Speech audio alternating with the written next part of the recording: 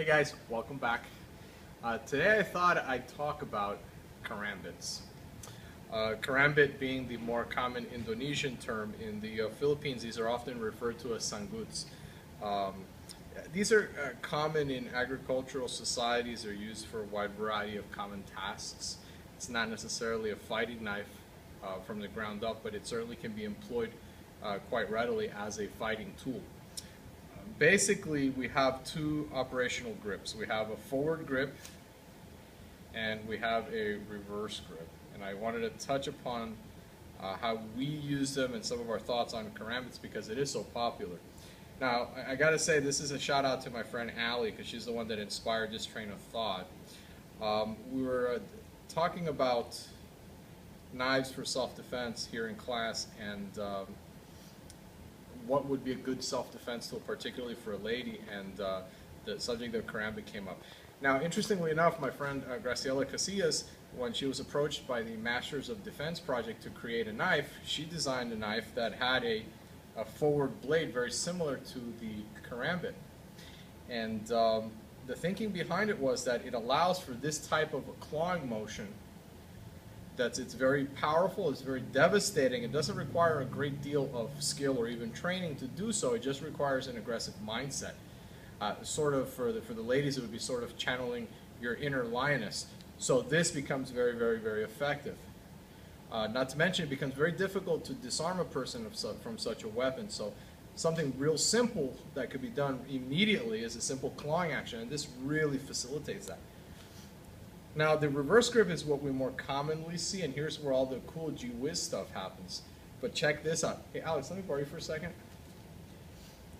In terms of weapon retention, if Alex was to grab my wrist here, okay, I have the opportunity to cut him. If he were to catch me here, I have the opportunity to cut him. This becomes very dangerous for him to simply start the claw. Now, look at this. This is a horrific weapon. In the forward grip, it's very simple to use. It doesn't require a whole lot of effort. It requires an aggressive mindset. Let's take a look at some reverse grip techniques. So, if Alex was to give me an angle 1, I could pass it here and cut him in the hip.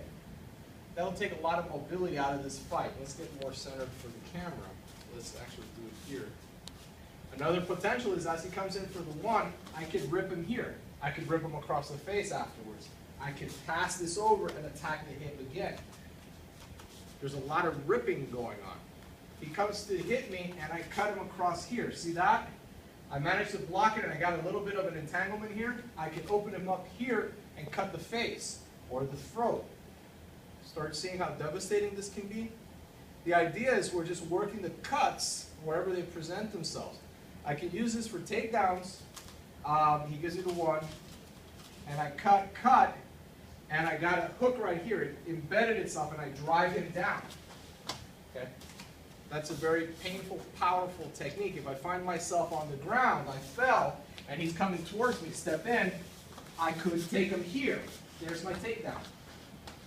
I have a little hook there.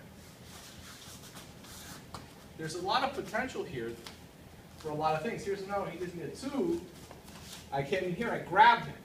Now if I drag it through, I rip, but if I just pressurize it, I can drag him to the ground. If the leg presented itself, I cut it.